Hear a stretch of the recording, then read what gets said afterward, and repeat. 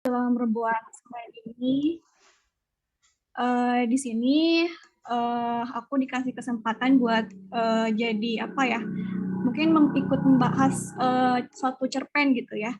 Aku izin share screen dulu sebelumnya.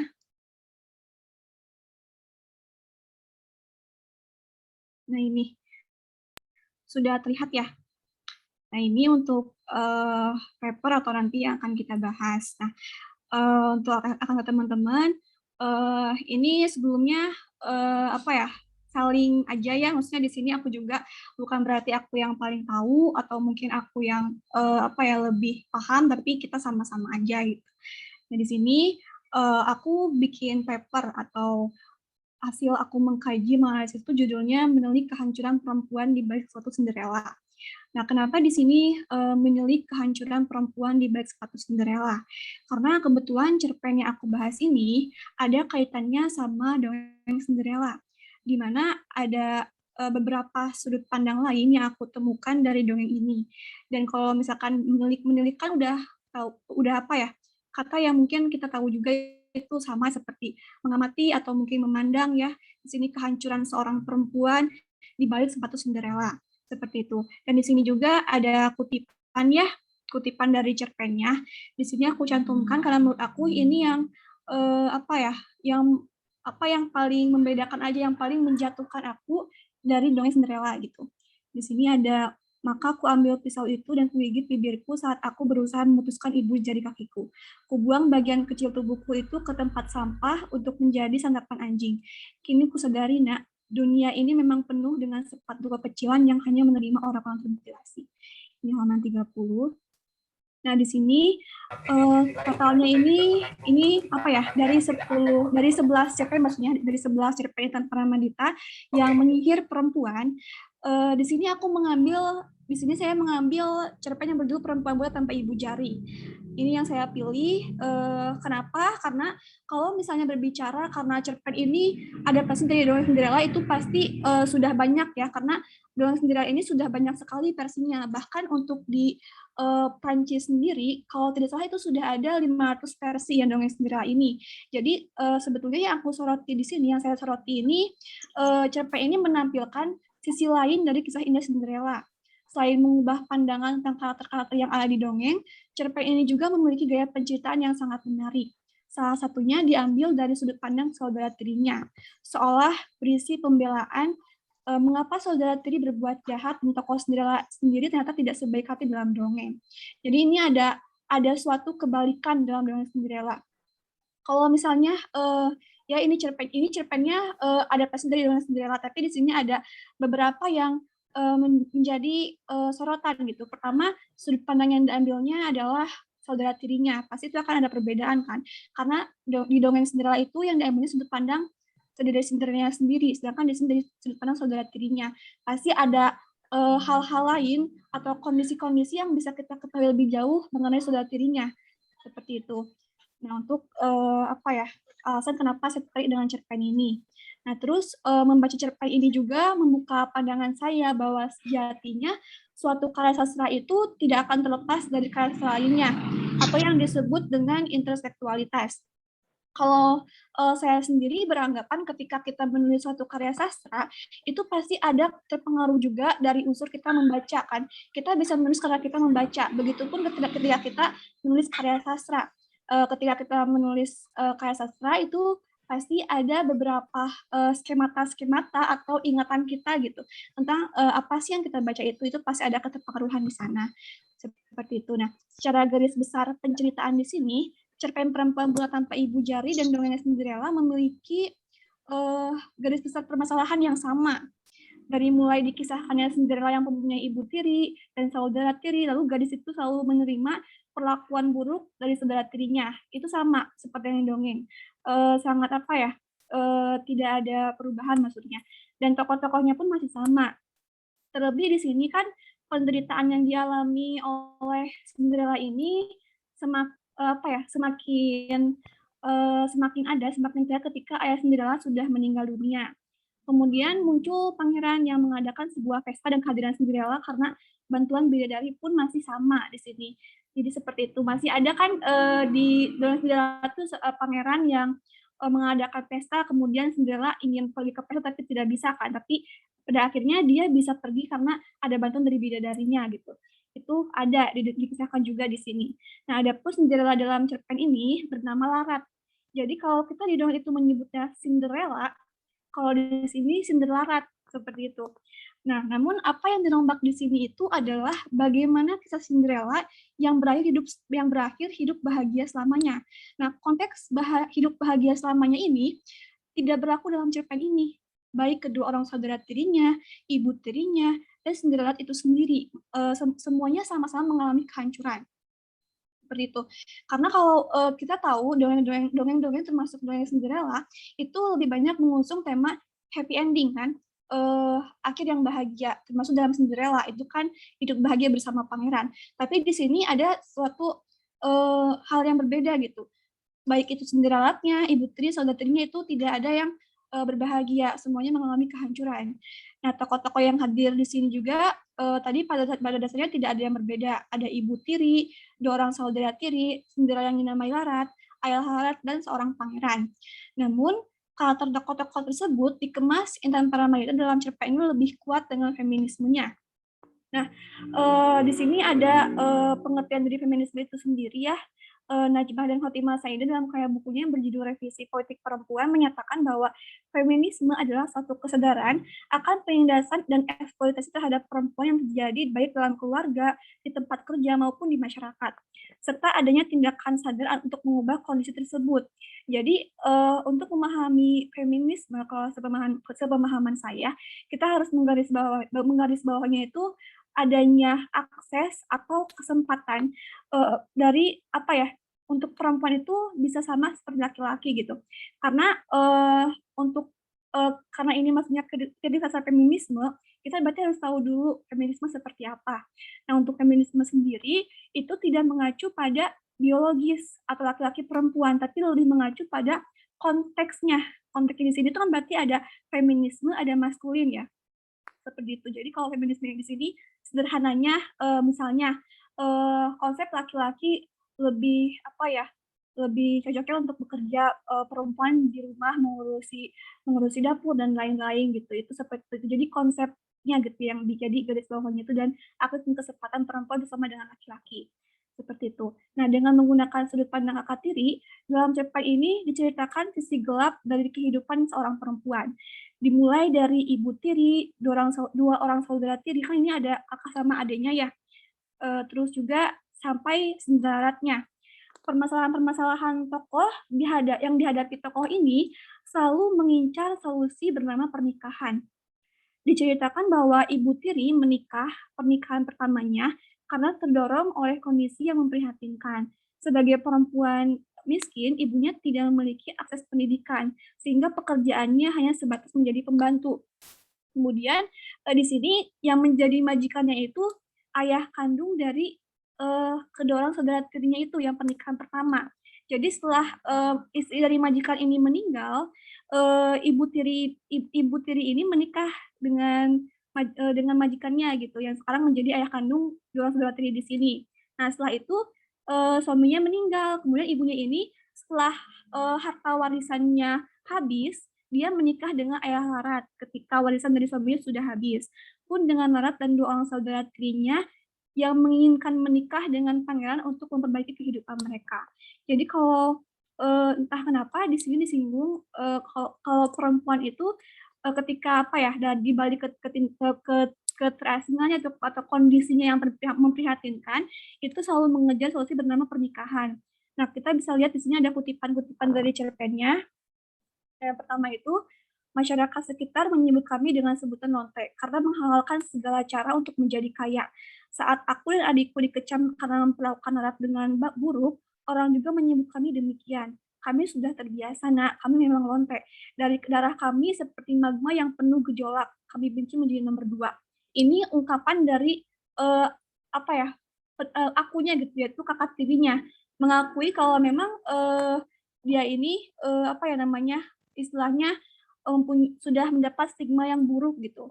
Terus itu juga ada kutipan lain, potong jari kakimu, kelak jika kau jadi ratu, kau tak akan terlalu banyak berjalan, jadi kau tak membutuhkannya. Nah, ini yang menyuruh untuk memotong jari kaki supaya nanti bisa pas dengan sepatu yang diberikan pangeran gitu, sehingga nanti bisa menikah dengan pangeran. Nah, ini perkataan dari ibunya kepada kakak tirinya gitu, menyuruh memotong kaki. Kenapa? Karena lagi-lagi pernikahan yang dikejar di sini supaya nantinya bisa menikah dengan pangeran dan bisa menjamin kehidupannya seperti itu. Terus yang kedua, kalau bisa kami ingin menjadi gundik suaminya, tapi tentunya tak mungkin karena sudah ada ribuan wanita cantik mengantri untuk posisi tersebut. Nah, ini ungkapan dari saudara tirinya juga. Di sini bedanya pangeran itu sudah bersama dengan Cinderella dan ini ada pemikiran bahwa dia itu tidak apa-apa gitu jika menjadi gundik juga asalkan bisa bersama pangerannya agar bisa terjamin kehidupannya. Nah itu. Nah ini ada suatu pendapat dari tokoh juga Lieberman berpendapat bahwa dongeng salah satunya Cinderella menyajikan sosok perempuan yang pasif, patuh dan tidak berdaya. Perempuan dalam dongeng hanya akan menemukan kebahagiaan melalui pernikahan. Nah, tanggapan saya kira tidak semua dongeng seperti demikian. Namun pendapat Lieberman ini tergambarkan dalam cerpen adaptasi dari dongeng Cinderella ini. Pada dasarnya, kebahagiaan seorang perempuan tidak melulu harus merujuk pada pernikahan. Bisa dimulai dari kepribadiannya sendiri. Adapun unsur-unsur feminisme di sini, di mana adanya keterbatasan hak perempuan, saya menemukannya dari alasan mengapa Ayah Larat menikahi Ibu Tiri Larat, seolah merujuk pada kegiatan perempuan yang sangat terbatas. Seperti itu. Nah, ini ada kutipan dari tokoh kakak tirinya, dari tokoh aku, kenapa Ayah Larat ini mau menikahi ibunya gitu. Ia begitu lemah sehingga tak bisa hidup tanpa seorang yang menyiapkan sarapan, baju, alas kaki, sekaligus menjadi tempat teman bercumbu di balik lambu. Kedua, ia tergila-gila pada ibuku janda cantik yang menikmati popularitas sebagai bunga desa di masa mudanya. Nah, ini diungkapkan gitu bahwa Ayah Larat ini menikah dengan ibunya, itu ibu kakak tirinya karena memang kondisinya membutuhkan tuh sebagai membutuhkan untuk dilayani gitu, karena tadi kan menyiapkan sarapan, baju, alas kaki, seolah memang hanya sebatas itu gitu. Lalu selain itu bagaimana saudara tiri merasa tersaingi oleh kecantikan Cinderella juga menjadi hal yang saya soroti. Saudara tiri di sini selaku tokoh utama secara terang-terangan menjadikan Cinderella menjadi tokoh yang sangat serakah. Mereka tidak hanya merasa tersaingi dengan keberadaan Cinderella, tapi juga merasa kecewa karena Larat tak kunjung mengerti atau pura-pura tidak tahu akan pesonanya. Ini bukan menyoal benar atau salah, baik atau buruk, tetapi lebih mempertanyakan mengapa Cinderella bersikeras ingin datang ke pesta. Jawaban yang selama ini saya tahu adalah karena ingin bertemu dengan pangeran. Namun, bagaimana bila bertemu dengan pangeran itu merupakan upaya balas dendam terhadap saudara tirinya agar ia bisa mendapatkan segalanya atau terbebas dari penderitaan. Sementara para saudara tiri di sini tetap berupaya untuk bisa menjadi pilihan pangeran. Tak peduli jika harus memotong ibu jari dan mengiris tumit sendiri. Tindakan nekat yang terdorong oleh perasaan keterasingan dan ketakutan. Nah, di sini ada beberapa kutipan di mana karena di sini tokoh utamanya itu saudara tiri, kita melihat dari sudut pandang saudara tiri, otomatis kita akan lebih mengenal lebih jauh saudara tirinya. Berbeda dengan ketika di dongeng itu kan kita langsung terfokuskannya pada Cinderella ya. Nah, ini ada pandangan-pandangan yang diungkapkan bagaimana sih perasaan saudara tiri itu kepada Cinderella-nya. Perhatikan betapa ia ingin menampilkan citra gadis baik-baik yang tidak materialistis. Sangat realistis. Kalau ia tidak peduli kekayaan, mengapa ia bersikeras pergi ke pesta untuk bertemu Gusti Pangeran? Lalu ini yang tadi ya, yang bersikeras ingin pergi ke pesta, padahal di sini posisinya Cinderella ini dijelaskan bahwa sudah banyak sekali laki-laki yang mengantri ingin berkenalan atau mengajaknya menikah, dari mulai Raden juga banyak gitu, dan Ini jadi bingung juga sebetulnya bertemu pangeran tuh ingin apa gitu. Terus yang kedua, Larat merengek ingin ikut padahal yang melamarnya sudah segudang. Beberapa di antaranya bahkan anak orang kaya. Mengapa ia tak kunjung puas? Nah, dari sini kita bisa tahu juga bahwa tokoh Larat ini memiliki karakter cenderung serakah gitu digambarkan oleh saudara tirinya.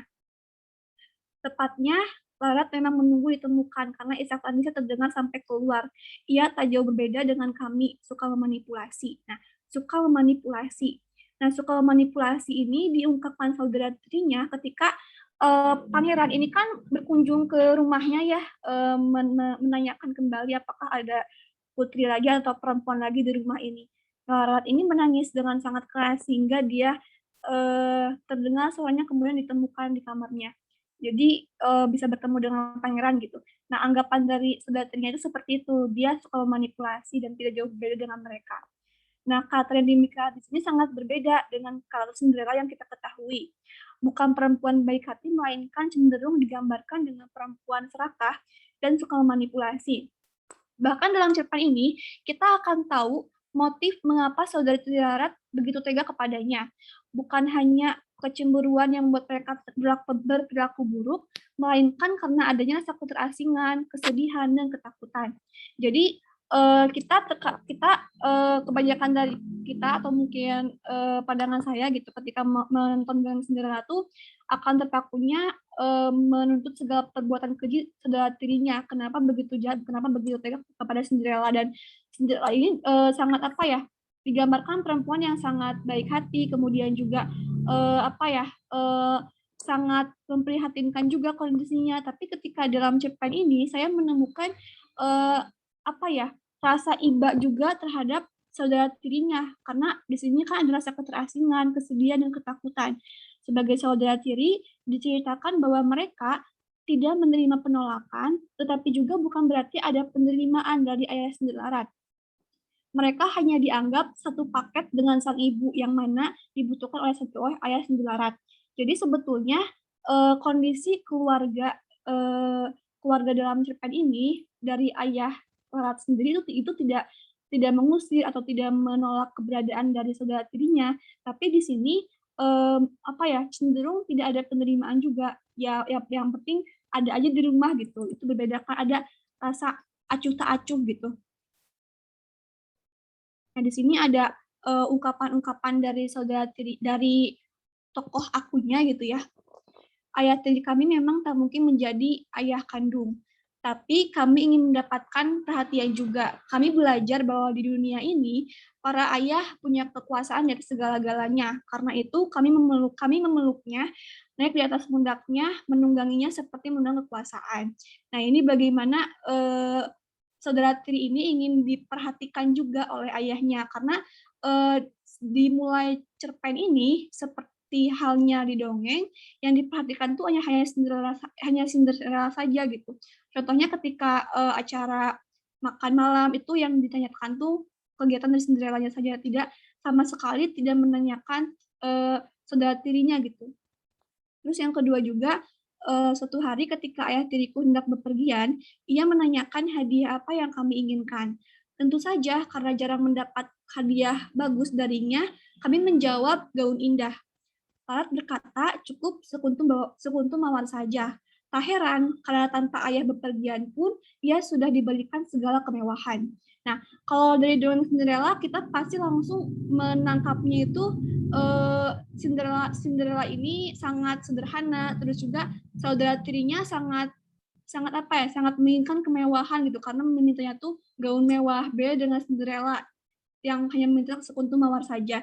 Tapi di sini kita bisa tahu gitu kalau alasan dari kenapa sejatinya menginginkan gaun mewah itu karena memang di JPN jelaskan kalau mereka tidak pernah diberikan pakaian-pakaian yang indah, pakaian-pakaian yang bagus. Kalaupun diberikan itu adalah pakaian bekas yang sudah dipakai oleh Cinderella gitu. Jadi dari ada sikap dedikasi juga dari ayah Larat ini. Sehingga begitu ditanya ingin apa, tentu aja menjawabnya itu gaun indah karena memang mereka sama sekali tidak pernah memakai gaun yang indah gitu. Dan di sini pasti yang saya rasakan di sini ada realistis juga gitu ketika kita menjawab seperti itu. Berbeda ketika menonton di dongeng Cinderella-nya seperti itu. Nah, jika dalam dongeng Cinderella ini kita akan berpikir bahwa saudara tiri sangatlah serakah. Namun jika demikian, siapakah yang serakah sebetulnya? Keterasingan terus berlanjut. Kali ini bertambah dengan ketakutan. Bahkan setelah kematian ayah Cinderella, setelah memakai gaun mewah setiap harinya dan menjadikan rata ayah seperti upik abu, tidak ada satu orang laki-laki pun yang melirik mereka. Sekalipun mereka adalah tokoh utama kita dalam cerita ini, tapi Lara selalu menjadi nomor satu. Pada akhirnya, bagaimanapun perempuan, suatu perhatian dan penghargaan menjadi hal yang sangat sensitif bagi mereka.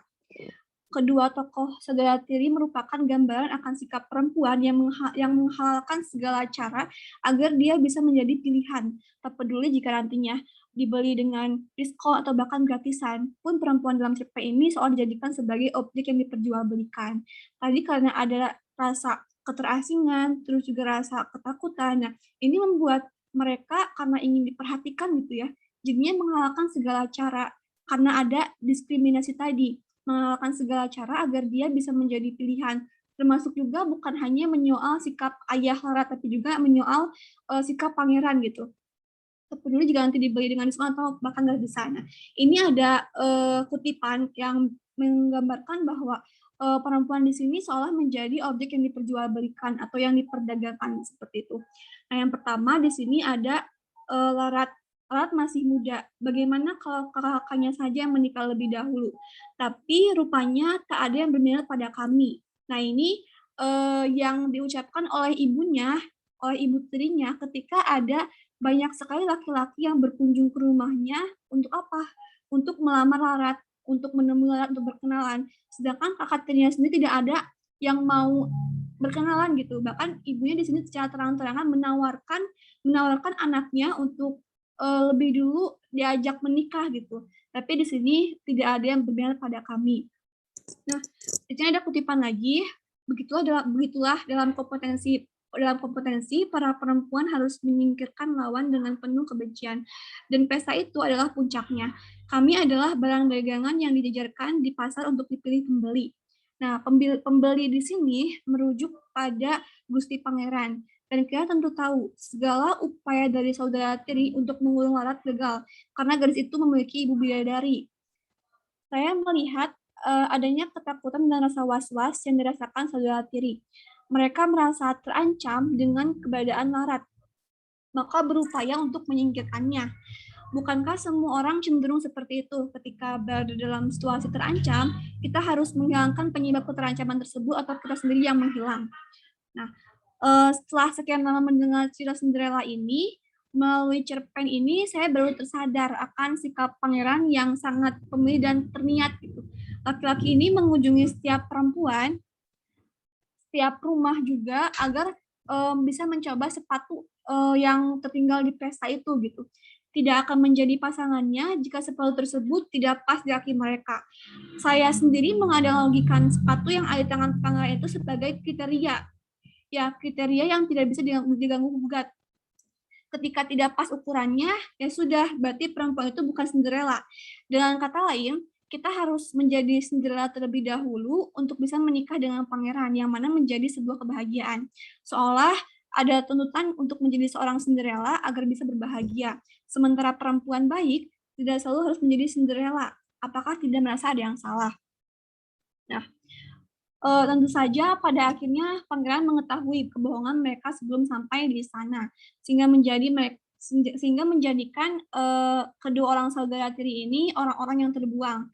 Memang sebuah pengorbanan untuk mengedepankan suatu, seperti halnya fenomena menjadi cantik itu tidak mudah. Nah, kenapa saya mengaitkan dengan fenomena menjadi cantik itu tidak mudah? Karena di sini terbuangnya kedua orang saudara tiri ini karena adanya diskriminasi perempuan berdasarkan kecantikan. Di cerpen diceritakan bahwa dua orang saudara tiri ini secara fisiknya itu lebih menuruni dari ayah kandungnya gitu, yaitu yang berbadan besar berkulit hitam. Sementara Larat itu lebih ke ibu kandungnya berkulit putih, bertubuh semampai seperti diceritakan seperti itu. Jadi benar-benar ada apa ya, seperti halnya pemilihan bahasa kecantikan seperti itu. Jadi di sini ada jadi kan saudara tiri ini sampai apa ya, sampai memotong jari kakinya, sampai mengiris tumitnya agar apa? Agar bisa pas dengan sepatu yang diberikan pangeran gitu. Karena ketika pas dengan sepatunya, mereka otomatis akan menjadi ratu gitu, otomatis akan menikah dengan pangeran dan otomatis akan terjamin kehidupannya. Nah, karena ada tuntutan yang mereka inginkan di sini, pada akhirnya mereka rela untuk memotong jari kakinya, mengiris tumitnya, untuk memenuhi hal tersebut. Nah, ini sama ya kayak fenomena menjadi cantik itu tidak mudah yang kerap kali kita dengar. Ada beberapa kasus bedah kecantikan berujung kematian, terus juga menurunkan berat badan atau diet secara berlebihan lalu dibayar oleh nyawa.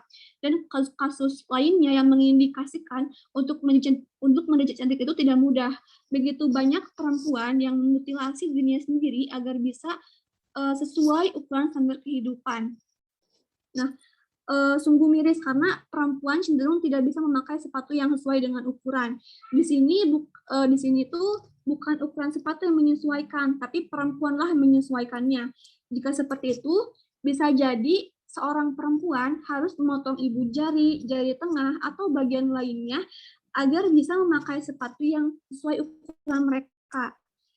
Jelas hal tersebut akan sangat menyakitkan. Sementara itu, jika perempuan tidak memutilasi diri sendiri, maka akan tetap menyakitkan karena memakai sepatu yang kekecilan atau mungkin terlalu besar ukurannya. Barangkali perempuan bisa tetap berjalan menggunakan sepatu yang tidak sesuai ukuran, tapi dengan langkah terseret atau terhambat gitu langkahnya. Nah, di sini kalau dianalogikan itu ada sangat banyak beragam ukuran sepatu di dunia ini. Apa yang bisa kita lakukan adalah memilih sepatu yang sesuai ukuran, tidak membiarkan diri kita termutilasi terdorong oleh kondisi. Katakanlah ada sepatu yang memang mewah, tapi tidak sesuai ukuran, maka tidak ada opsi lain selain mencari sepatu yang lain, sepatu yang baru. Cerpen ini sendiri memperlihatkan gagasan hakikat perempuan berujung pernikahan dengan latar belakang kondisi mereka yang tertindas dan terasingkan, terus juga konteks perempuan sebagai dagangan dan berdaya untuk dipilih, lalu dia yakin menyoal soal cantik itu tidak mudah yang tidak dalam ruangnya Cinderella. Nah, untuk karena di sini ada soal itu feminismenya, pertama di sini banyak sekali ada banyak tokoh perempuan ya. Kalau dijumlahkan tuh ada 4. Yang pertama ibu tiri, terus juga ada Cinderella, kakak tiri dan adik tirinya. Keempat orang perempuan ini jika disoroti secara feminismenya ini dalam kondisi yang bisa terbilang itu terasingkan gitu. Kalau Rat sendiri dari segi keluarganya, terus kalau ibu tirinya sendiri dilihat dari masa lalunya dulu, tidak bisa mengenyam pendidikan karena apa? Kenapa? Karena tergolong ke perempuan yang miskin gitu. Terus juga untuk saudara tiri dan kakak tirinya sendiri, mereka terasingkan juga karena apa? Tadi dari segi penampilan dan kecantikan. Karena di sini kan ada hubungannya juga dengan tadi mengenai ras atau warna kulit juga kan ya. Seperti itu kalau misalkan lihat dari kondisi. Nah, terus selanjutnya memiliki akhir cerita yang tragis. Setelah membaca cerpen ini saya merasa dijatuhkan dari kisah indah Cinderella bersama pangeran, dibuat bimbang akan sikap jahat dari saudara tirinya karena di sini menjadi realistis. Kemudian merasa miris melihat bagaimana perjuangan mereka ingin hidup bahagia. Bagus dan menarik pengembangan ceritanya, seolah mengecat ulang dengan Cinderella dengan menambahkan warna-warna lain yang selaras. Jika dibandingkan dengan cerpen-cerpen bertema feminisme dan gotik lain dalam antologi cerpen ini memang tidak sekuat cerpen lainnya, atau mungkin ada satu cerpen yang ini sangat mendorong sangat kuat feminismenya gitu. Ini ada cerpen Maipah dan Bunga-Bunga. Nah, ini sangat kental dalam cerpen ini disinggung perempuan, jadi mengisahkan tentang keluarga baru gitu. Dan perempuan ini diharuskan untuk sibuk di dapur, memasak, melayani, dan segalanya. Sementara laki-laki ini diceritakan mereka sibuk berbincang di teras, bersantai-santai seperti itu. Ini sangat menyinggung eksistensi perempuan di mana hanya sebatas berada di dapur dan melayani laki-laki. Jadi ini kalau misalkan dilihat dari upayanya atau mungkin itu tidak terlalu kentara, namun di sini banyak sekali hubungannya dengan realitas yang sekarang gitu, terutama menyoal gender tadi yang perempuan-perempuan disorotinya. Nah, sementara dalam cerpen ini lebih banyak soroti mengenai diskriminasi perempuan berdasarkan kecantikan melalui keterasingan saudara tiri, hidup begitu kejam kepada mereka yang tidak mempunyai pangeran dan bidadari. Lara sendiri sebagai perempuan cantik, apakah berarti hidup bahagia? Sayangnya tidak. Hidup bersama pangeran pada akhirnya tidak menjamin kebahagiaan. Perempuan cantik itu meninggal saat melahirkan putri yang keenam dengan kondisi yang tidak lagi cantik. Bisa dibayangkan ya, ketika seorang perempuan itu dituntut untuk hamil setiap tahun, itu pasti apa ya, ada perubahan juga gitu ya. Terbayang bagaimana susahnya dan kenapa dituntut, karena memang di sini itu diceritakan dibutuhkannya putra mahkota atau putra raja gitu. Sementara anak yang dilahirkan oleh Horat ini semuanya perempuan gitu setiap tahunnya, sehingga ketika perempuan lagi yang lahirnya itu harus banget gitu untuk melahirkan lagi sampai anak laki-laki. Nah, ketika yang keenam kalinya mengandung ini melahirkan, Horat meninggal karena pendarahan. Dan ini juga menggambarkan perempuan sebagai mesin untuk terus memproduksi anak dengan mengatasnamakan ratu kerajaan. Dan ratu kerajaan di sini kita bisa menyanyikannya dengan ibu rumah tangga. Ketika misalnya peran-peran ibu rumah tangga yang misalnya tidak boleh bekerja lah, cukup di rumah aja. Itu juga kan bisa kita bisa menyanyikannya dengan itu. Nah, jika seperti ini di antara kondisi Larat, terus juga kondisi kedua orang saudara tirinya yang terbuang. Nah, mana yang lebih baik, hidup bersama pangeran atau menjadi perempuan buta tanpa ibu jari?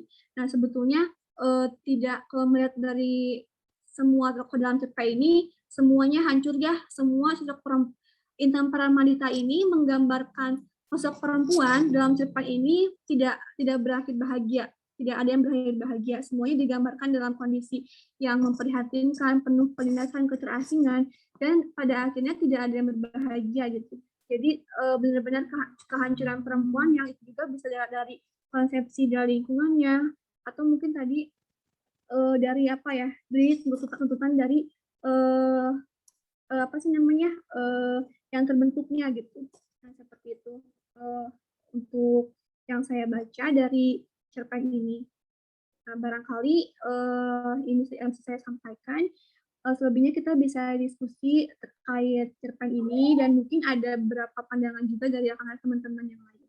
Terima kasih, saya kembalikan kepada moderator. Terima kasih kepada Rohima yang telah menyampaikan pembahasan yang sangat menarik ya kawan-kawan semua. Dimana biasanya kita mendengar dongeng Cinderella, tapi kali ini dengan cara yang berbeda ya melalui cerpen perempuan buta tanpa ibu jari.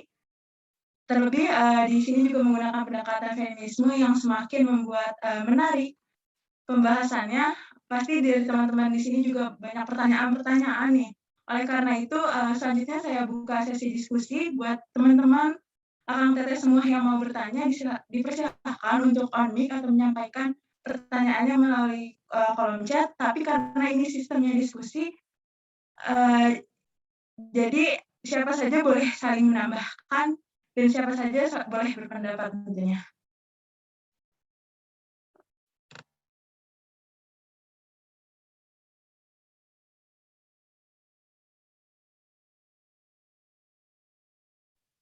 Baik, Kak, izin bertanya.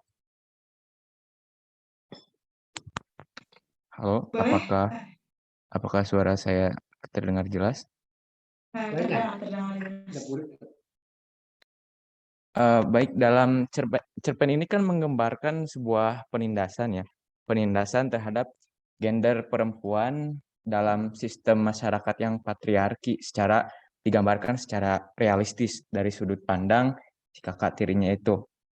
Nah, yang saya tanyakan, kalau misalkan kita memposisikan diri sebagai si kakak tiri itu gitu, apakah nilai-nilai yang diperjuangkan oleh kaum feminisme, misalkan kalau aktivis feminisme maksudnya ya, misalkan ada aktivis feminisme gitu di cerita tersebut. Apakah nilai-nilai yang diperjuangkan oleh aktivis feminis itu adalah hal yang utopis gitu atau tidak gitu. Bila mana aktivis tersebut ada di dalam cerita tersebut gitu. Kalau menurut saya gitu. Pertanyaan dari saya. Terima kasih.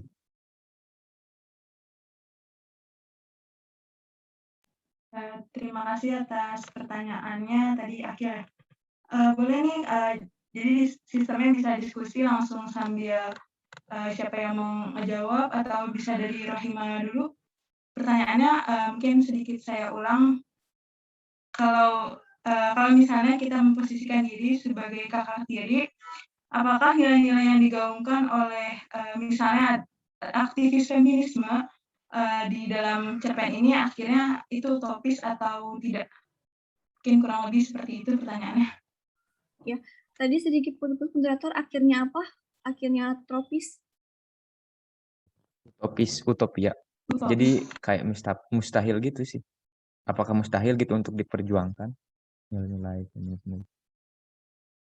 Oh iya ya, bentar ya, takutnya salah paham. Kalau dari pertanyaan yang tadi aku tangkap itu, kalau misalnya di sini kita memposisikan dirinya sebagai kakak tiri ya. Kalau misalkan memposisikan diri sebagai kakak tiri, nah apakah hal-hal yang terkait dengan feminisme ini sifatnya itu mustahil untuk diperjuangkan? Karena tadi kan seperti memotong ibu jari, terus juga mengelis tumis sendiri, seperti itu bukan Akil? Iya, Kak. Nah, iya, kalau misalnya berarti kan di sini memang ya kalau misalkan kita berbicara mengenai feminisme itu pasti yang digarisbawahi tadi ada yang kesempatan sama akses perempuannya, juga ada suatu gerakan atau upaya dari kitanya supaya bisa menerima hak itu gitu ya. Nah, kalau dari dongeng Cinderella ini, karena memang ini kan cerpennya adaptasi dari dongeng. Nah, dongeng ini pasti ada juga yang namanya unsur imajinasi gitu ya. Ketika misalnya ketika kita mau memperjuangkan hak feminisme itu bukan berarti misalnya harus sampai memotong ibu jari atau mungkin menulis ini, tapi itu juga dianalogikan seberapa menyakitkannya gitu. Misalnya kita di sini kan fokusnya pada adanya usaha dulu ya, ada gerakan apa sih gitu ya yang dilakukan oleh kakak tiri ini, atau mungkin kan fokusnya kakak tiri ya supaya bisa menyamaratakan haknya itu gitu. Karena kan kalau sepemahaman saya gitu mengenai feminisme ini yang tadi itu ada upaya juga. Nah, karena di sini diceritakan kakak tiri ini sampai sampai memotong ibu jari, terus juga mengiris tumit supaya bisa pas masuk ke dalam sepatunya. Nah, ini merupakan suatu analogi juga gitu, karena terkadang jatuhnya itu ada diskriminasi yang dia rasakan. Karena untuk feminisme sendiri ada beberapa poin yang bisa digali gitu, yang bisa digali dari feminisme ini. Ada tentang diskriminasi tadi, terus juga stereotip, objektivitas, apresi atau tekanan, dan budaya patriarki. Nah, kalau yang saya tangkap di sini itu maksudnya ke diskriminasi perempuan, karena benar-benar saudara tiri di sini itu diasingkan gitu. Mereka tidak diterima di keluarganya, karena kan tadi sikap ayahnya juga ya, terus juga dari pangeran dan tidak ada yang mau menerima mereka gitu. Kenapa sampai kok tidak ada yang mau menerima mereka sebagai, atau mungkin tadi untuk memperistri atau untuk menikahi gitu.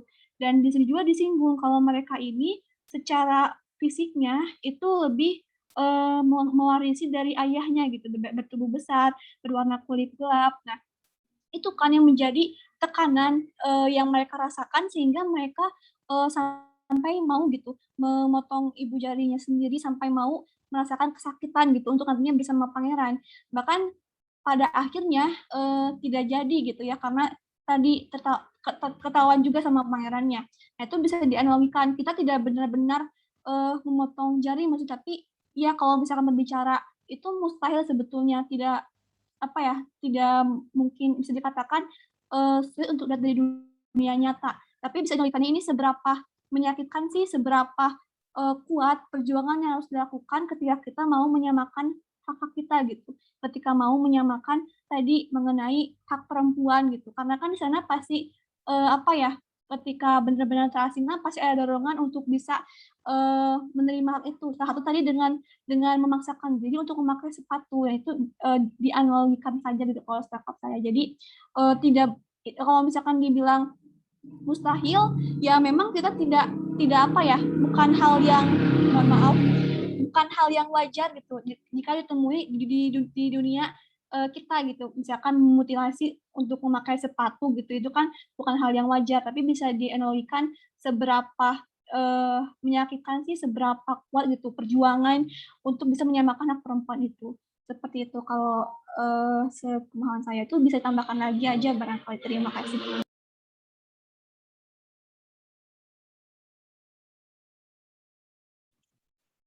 Nah, mungkin ada yang mau berpendapat lagi atau dari Akina sendiri mau menanggapi?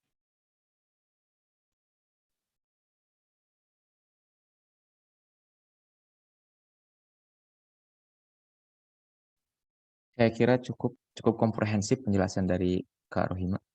Oh iya, sama aku juga mau nambahin tadi ya sedikit, karena kan tadi untuk memotong ibu jari terus juga mengiris tumit itu terhitungnya ke apa ya, hal yang sangat ekstrim gitu. Tapi sebetulnya ada juga beberapa aktivis feminisme, tapi ini mungkin apa ya, maksudnya bukan berarti akan sering kita temui atau mungkin apa ya, ini yang sebacanya saya saja gitu. Ada memang yang rela melakukan hal ekstrim seperti memotong payudara, terus juga apa ya, hal-hal lainnya karena merasa bahwa mereka bukan objek seksual laki-laki gitu, dan itu termasuk ke dalam feminisme radikal gitu. Jadi feminisme ini memang banyak jenisnya gitu. Ada sesuai tingkatannya juga seperti itu. Kalau sepengetahuan saya, terima kasih. Dan itu memang menyimpang juga gitu untuk aktivis feminisme radikal itu.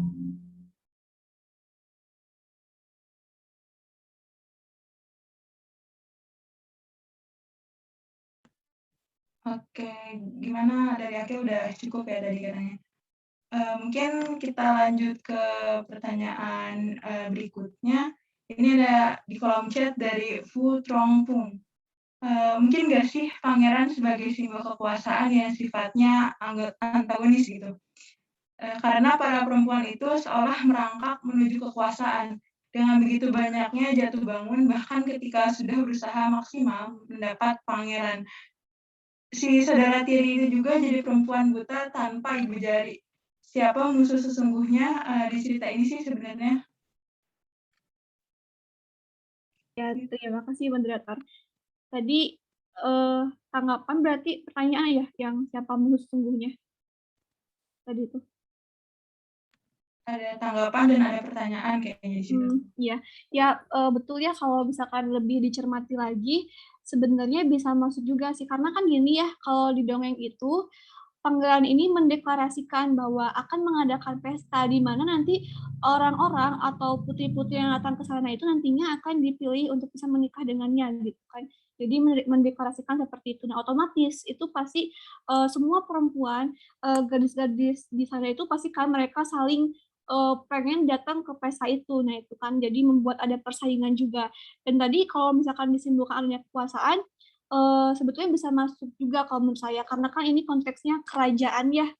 Kerajaan tuh kan bisa menunjukkan kekuasaan juga kepada rakyat-rakyatnya. Terus tadi yang disebutkan juga kan seolah-olah para perempuan di sini merangkak untuk bisa hidup bersama pangeran. Ya, itu juga bisa ya, karena pertama itu sangat terlihat jelas ya kalau untuk yang bagaimana merangkak ingin bisa sampai dengan pangeran gitu. Ada yang sampai tadi mutilasi dirinya sendiri, terus juga kan untuk Clara sendiri dia apa ya, kan tadi menangis juga kan, menangis sangat keras sehingga tangisannya terdengar oleh pangeran. Dan ketika sudah menjadi ratu sendiri, dia ya apa ya, tidak menjamin kebahagiaan, ternyata kan dia berakhir meninggal karena harus terus-menerus melahirkan anak laki-laki, sementara yang dilahirkan tuh anak perempuan semua. Seperti itu. Jadi kalau misalkan tadi ditunjukkan dengan kekuasaan, kalau menurut saya masuk juga, kan tadi konteksnya kerajaan ya, karena memang di sini pangeran tuh memilih gitu, memilih para perempuan-perempuan di sana. Dan kalau misalkan siapa tadi yang apa yang harus disalahkan, itu pertanyaannya.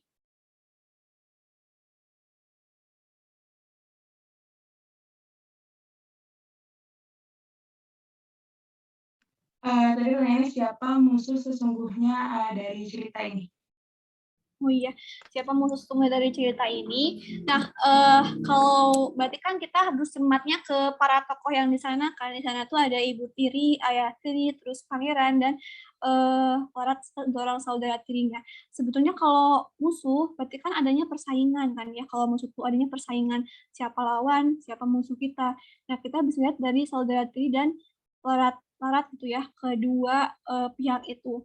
Tapi kalau sejauh ini yang saya tangkap itu untuk menjadi misalnya musuhnya siapa ya tidak ada, tergantung konteksnya dulu gitu. Karena yang mereka perebutkan di sini itu kan pangeran ya, untuk menikah dengan pangeran.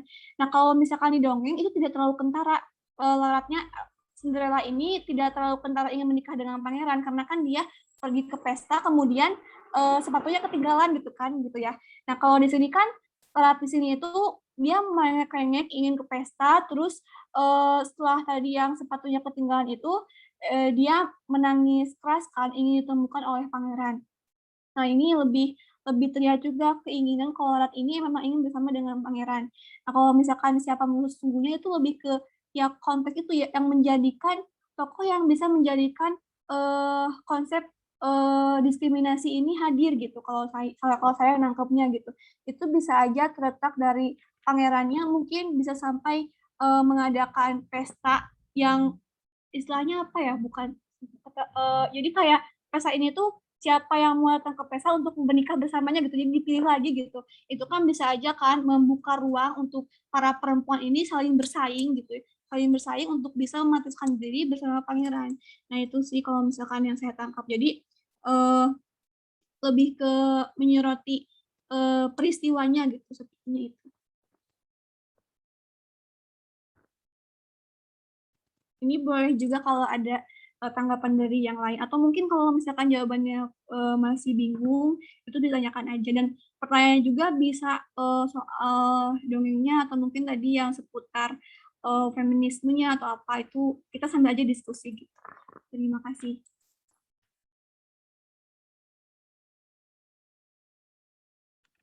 Oh iya nih ada Raina yang raise hand, langsung aja nih, Raina nggak kelihatan tadi. Maaf ya Kak, aku agak malu juga itu ya, jadi raisannya agak ragu-ragu. Itu waktu menurut saya, izin berpendapat, antagonisnya itu, jadi setiap karakter tuh punya antagonis sendiri-sendiri, dan mumpung kita lagi ada di perspektif saudara tirinya, kayaknya ada dua deh Kak. Soalnya yang pertama kan dia benci sama si Larat karena perbuatan bapaknya yang nggak adil kan. Jadi itu antagonis pertama, ayahnya. Iya mungkin kesannya nggak terlalu antagonis, sebenarnya nggak kayak cerita antagonis utama gitu. Tapi memang kalau seandainya bapaknya ngurus mereka dengan adil kan, mungkin dia juga bisa berubah pikiran hidupnya gitu loh, nggak harus cari keberuntungan, nggak harus nyari oh ibu kan harus nikah dulu sama orang kaya untuk bahagia. Mungkin kalau misalnya ayahnya bisa ngasih tahu kebahagiaan tuh bukan karena nikah sama orang kaya, mungkin bisa berubah kan. Terus yang kedua kayaknya antagonisnya adalah nih kata-kata kunci feminisme paling klasik ya, sistem sistem itu sendiri. Karena kalau misalnya dari awal tidak ada monarki dan tidak ada kayak strata, kalau nikah sama pangeran tuh udah paling keren gitu. Mungkin dari awal juga mereka tidak akan memperebutkan hal itu. Seperti itu, Kak.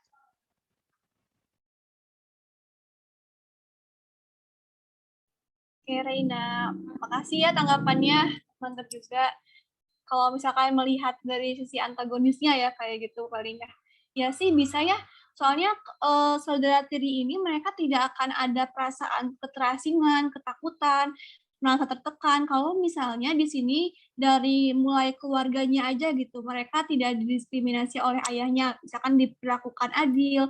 Terus juga kan sebelum lagi saudara tiri ini kan sebelumnya ibu mereka ini kan nikahnya 2 kali ya, pernikahan, dan kedua pernikahan ini tuh berlatar belakangi karena memang membutuhkan untuk jamin kehidupan gitu. Jadi ketika harta warisan dari pernikahan yang pertama itu sudah habis, nah ibu dari saudara tiri ini menikah dengan Elarat. Nah, itu kan membangun konsep juga kan di pemikiran saudara tirinya gitu. Oh, mereka tuh sudah terstigma seperti itu gitu.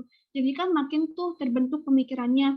Juga terlebih ketika keluar, mereka tidak ada istilahnya yang melihat lah, baik itu dari jangankan pangeran gitu ya, laki-laki atau mungkin yang ini tuh tentunya kayak dan gitu ya, itu tidak ada yang melihat mereka, bahkan ketika mereka sudah menggunakan gaun mewah gitu. Nah, itu kan yang membuat menurut saya gitu, sepertinya mereka akan ada perasaan frustasi juga gitu, seperti itu, karena sudah melakukan upaya tapi ternyata tidak apa yang membuahkan hasil.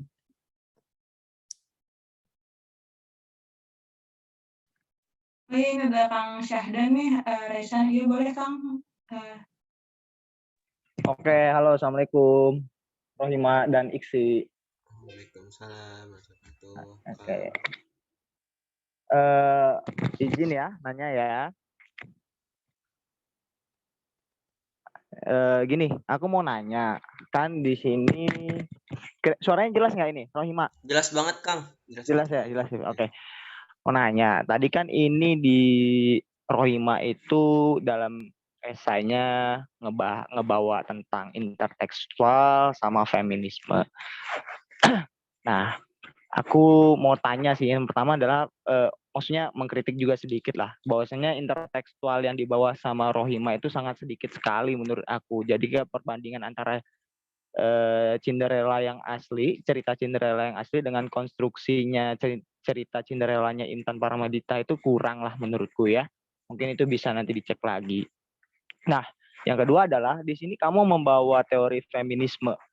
Nah, kamu udah ngejelasin juga tentang teori feminisme, apa itu feminisme sudah jelas di situ.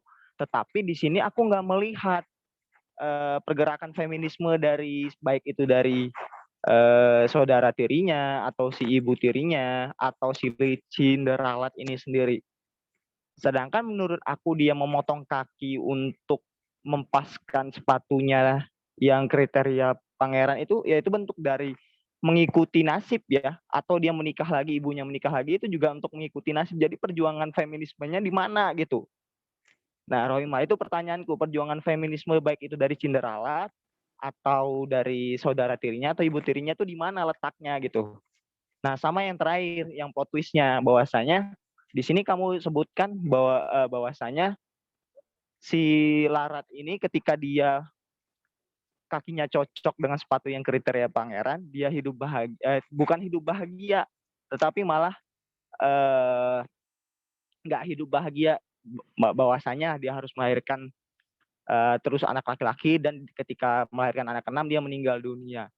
Oke, itu argumentasi kamu di dalam teks, cuman bentuk dari teks yang ada di cerpen itu apakah benar kayak gitu? Kalau misalnya benar kayak gitu, kamu berarti nggak mencantumkan dong yang terakhir teksnya bahwasanya si Cinderella ini hanya mengalami nasib sial saja ketika menikah sama pangeran gitu. Kalau ada misalnya, ya berarti mungkin luput aja di dalam teks esai kamu gitu. Sekian dari saya, terima kasih.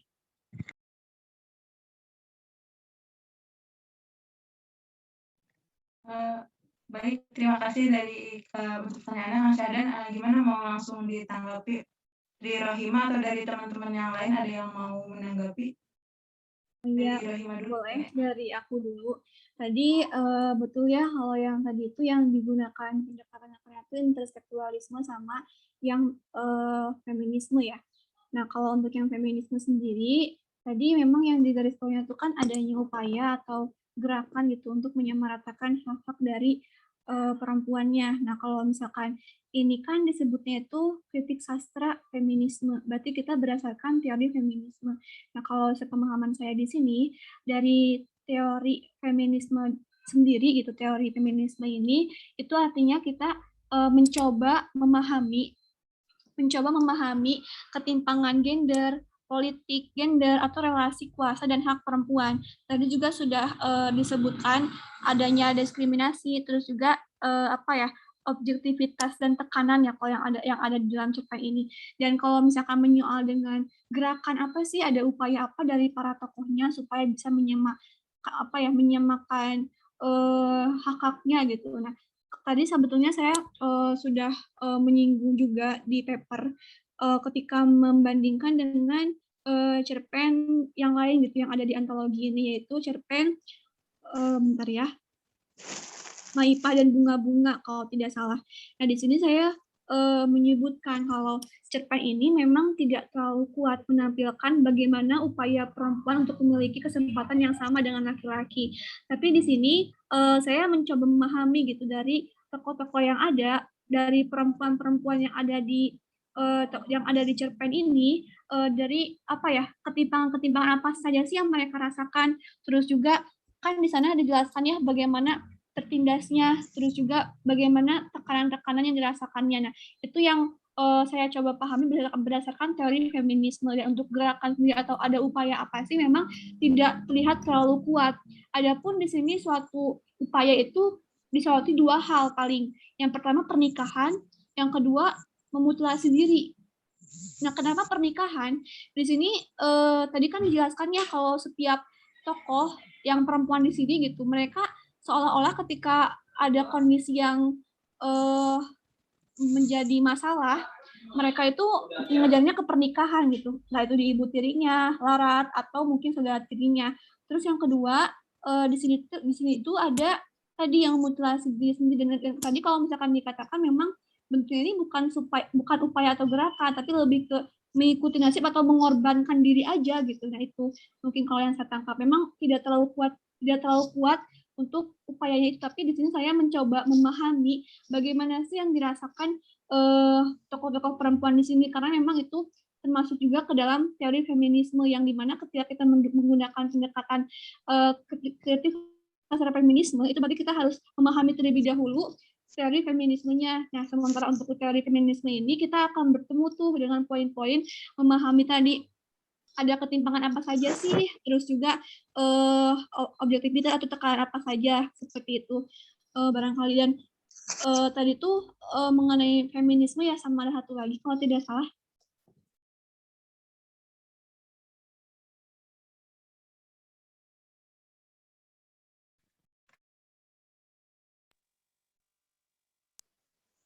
BTW, itu coba di chat ada tanggapan dari Ken Dedes. Bisa dibacain dong. Menarik tuh tanggapannya. Oke.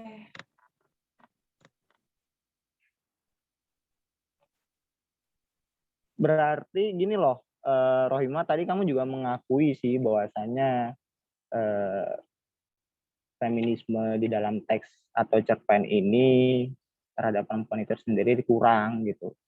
Berarti seharusnya kan kalau misalnya kalau kamu berbicara tentang tokoh, tentang pemikiran tokohnya, berarti kan pembedaannya adalah psikoanalisis ya, atau tentang psikologi itu sendiri. Ya itu aja sih jadi catatan sih menurut aku ya. Bukan begitu, ini aku menanggapi dulu si Safari ya. Kan di teks dia nggak ngomong kayak gitu loh. Interpretasi orang kan ya itu setiap orang ya bisa beda-beda. Tapi kan kita ini berbicara teks, Bung Ahmad Safari.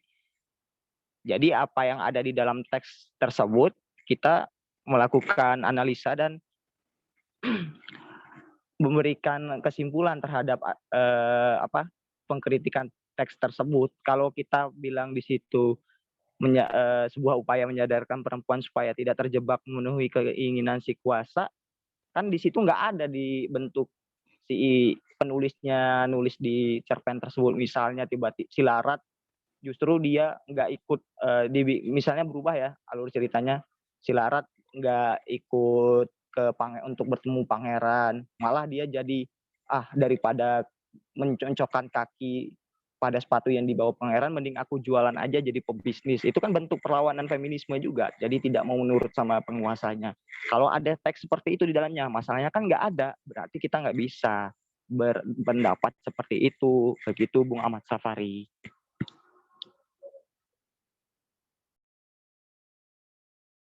Aku boleh izin nanggepin lagi nggak? Ini tadi dari Kang Hedan ya. Buat yang emang kalau misalkan dikatakan feminismenya kurang nih di sini. Nah, kalau sepemahaman aku sebetulnya kita bisa gitu menggunakan kritik sastra apa saja untuk mengkaji sebuah karya sastra. Yang terpenting di sini kita bisa menemukan argumen yang kuat gitu yang menunjukkan kalau ini bisa loh menggunakan mengkaji ini. Dan kalau misalkan untuk pendekatan feminisme ini, kalau setahu saya gitu, itu kita terlebih dahulu harus tahu dulu gitu, harus bisa menjawab pertanyaan-pertanyaan seperti bagaimana sih penulis merepresentasikan sosok perempuan dalam tulisannya. Nah itu yang pertama, berarti kan sebetulnya kalau sependapat aku ya, suatu karya sastra itu tidak ada hukum sakleknya, misal ini sastra ini harus dikaji sama pendekatan ini gitu, atau enggak sastra ini harus pakai pendekatan A. Nah kalau setahu aku, sependapat aku itu mungkin lebih di ke kitanya aja mau mengkaji menggunakan cara apa, dan yang terpenting kita harus memastikan juga kalau memang kita mempunyai sesuatu yang ditemukan untuk menunjang itu gitu. Dan kalau tadi untuk feminisme sendiri, pertama itu kan kalau setahu saya ya, itu kita kalau mau menggunakan pendekatan feminisme, yang pertama harus tahu dulu bagaimana penulis merepresentasikan sosok perempuan dalam tulisannya. Berarti kan yang pertama harus ada perempuan dulu tuh di cerpennya, kalau setahu saya. Terus kita harus bisa membaca kiranya perempuan seperti apa sih yang direpresentasikan oleh penulis di sini gitu. Berarti kan kalau di situ tokohnya ke 4 tokoh ya, tokoh ibu tiri seperti apa, tokoh Lara seperti apa, dan tadi kedua saudara tirinya. Terus yang kedua itu harus membaca juga relasi, ada apa sih relasinya, hubungan apa sih antara tokoh laki-laki dengan perempuan di sana gitu. Apakah ada penindasan, apakah ada diskriminasi, apa ada konflik apa gitu yang terjadi gitu. Kalau setahu saya. Jadi kalau di saya sih mencoba menjawab kedua poin itu gitu di cerpen ini, karena memang kalau tadi juga itu ya sebetulnya sempat terpikirkan juga untuk bisa mengkaji menggunakan tadi itu psikoanalisis ya. Nah itu cuma kalau dari saya melihat bahwa pertama latar belakang penulisnya.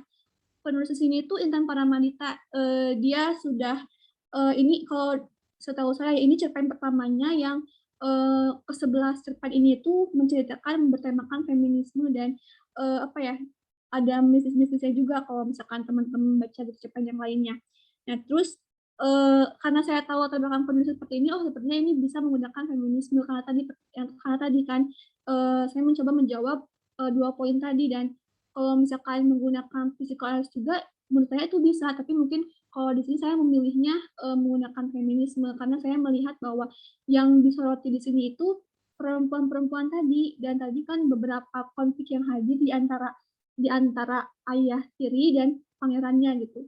Dan kalau sependapat saya untuk mengkaji suatu karya sastra itu apa ya, tidak terpaku misalkan harus pakai pendekatan apa atau apa gitu, tapi mungkin ada baiknya supaya bahasan lebih luas itu menggunakan aspek apa sih yang paling kuat, seperti itu mungkin kalau setahu saya. Terima kasih.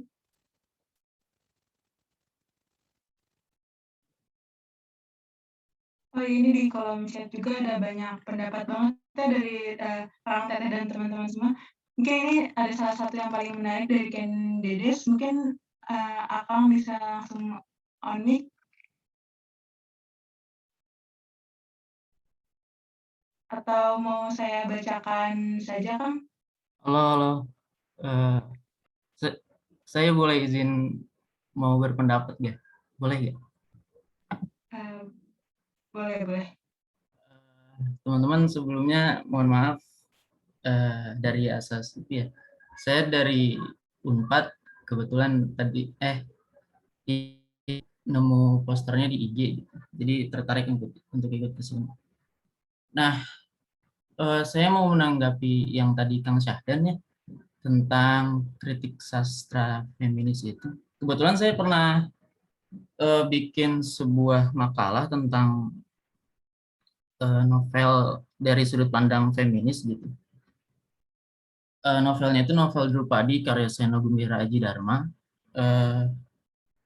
Jadi gini, kita sebelumnya harus membedakan dulu apa itu feminisme dan sastra feminis gitu. Dan kritik sastra feminis. Feminisme itu sebuah gerakan, tapi kalau kritik sastra feminis atau sastra feminis itu memanfaatkan sastra hanya sebagai kendaraan untuk perjuangan feminisme itu gitu. Jadi misalnya di novel Drupadi Drupada Karyasana Bimira Aji Dharma itu menggambarkan perempuan yang awalnya itu dia hidup di lingkungan patriarki, tapi kemudian dengan pengalaman-pengalaman dia berubah jadi melawan, dia berubah, dia jadi bisa untuk berbicara di depan laki-laki gitu. Tapi apakah selamanya kritik sastra feminis hanya membahas novel-novel yang isinya perempuan itu harus melawan? Enggak juga sebetulnya, karena sastra itu hanya sebagai kendaraan bagi perjuangan feminisme itu gitu. Misalnya novel Perempuan di Titik Nol karya Nawal El-Sadawi itu. Kalau saya baca itu dari awal sampai akhir itu hanya kehidupan perempuan yang terus-menerus menderita dalam kehidupan dalam lingkungan patriarki. Sampai-sampai dia seakan-akan tidak ada apa ya, tidak bisa berjuang untuk dirinya sendiri. Jadi sebetulnya, tapi itu tetap bisa dikritik secara kritik sastra feminis, karena kritik sastra feminis itu membicarakan sastra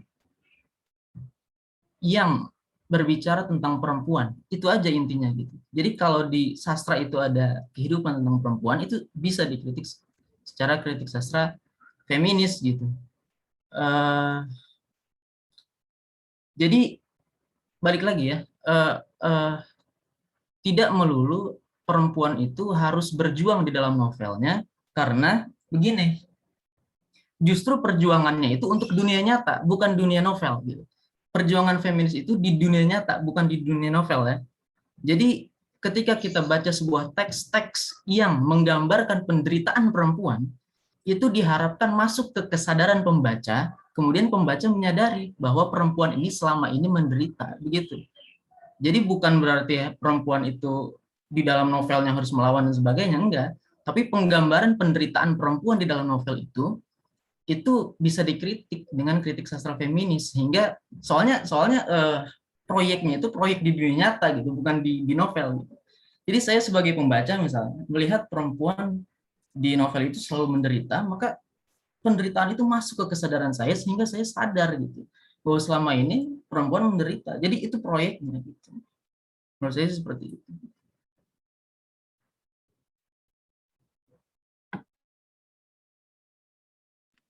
Terima kasih Kang Fajar atas pendapatnya yang bagus banget dan membuka wawasan kita semua tentunya ya. Gimana dari Rohima, ada tanggapan atas pendapat Kang Fajar? Ya, kalau dari saya menanggapi pendapat dari Kang Fajar, saya juga ya, kan sebelumnya baca-baca juga tentang feminisme ya, dan yang pertama seperti itu terlebih dahulu kan tadi kalau yang pertama tuh kita harus tahu dulu bagaimana penulis merepresentasikan perempuan. Berarti di sana ada kehidupan perempuannya juga kan kalau secara sederhananya. Dan kalau misalkan di sini lebih dicermati lagi kan kritik sastra feminisme. Nah, kalau tadi kan berarti lebih di garis bawahinya ke apa ya, hasil dampak dari membaca itu gitu, apakah nanti akan membekas kepada pembaca bahwa menumbuhkan kesadaran bahwa perempuan itu seperti ini kondisinya. Nah itu kan akan munculkan gerakan-gerakan, dan yang diharapkan tuh yang di dunia nyatanya. Dan kalau misalkan kritik sastra, setahu saya ketika kita mengkritik sastra itu yang ada bisa pakai sudut pandang kita selaku pembaca, atau mungkin terus juga ke penulisnya, dan yang ketiga tuh karya sastranya gitu. Kita masuk ke dalam karya sastranya. Di sana kita mencari makna kan intinya. Mencari makna dari karya sastra yang kita kaji itu. Kalau misalkan dari kritik saya itu sendiri ketika kita bahkan feminisme, berarti sana kita mencari makna tuh, atau mungkin mencari pemahaman lebih bagaimana sih kondisi perempuan dalam karya sastra ini gitu. Karena kan termasuk juga ke dalam apa ya tadi apa sih cara kita untuk lebih dekat dengan ceritanya gitu. Itu kalau dari saya. Jadi apa ya? Ada pemahaman baru juga tadi dari Kang Fajar. Terima kasih Kang.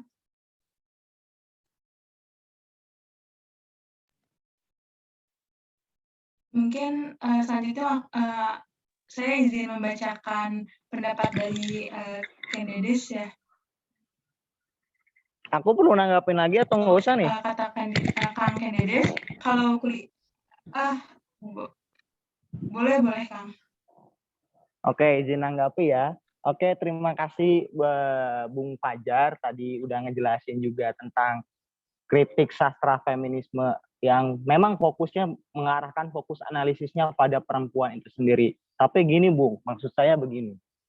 Kita sadari juga di sini bahwasannya selain fokusnya adalah tentang analisisnya pada perempuan ya, kritik sastra feminisme itu, kita juga tidak melupakan feminisme, apa arti feminisme sendiri atau apa yang diperjuangkan tentang feminisme ini sendiri. Bahwasanya adalah salah satunya inti kuncinya adalah keadilan dalam memandang tentang eksistensi perempuan ini sendiri.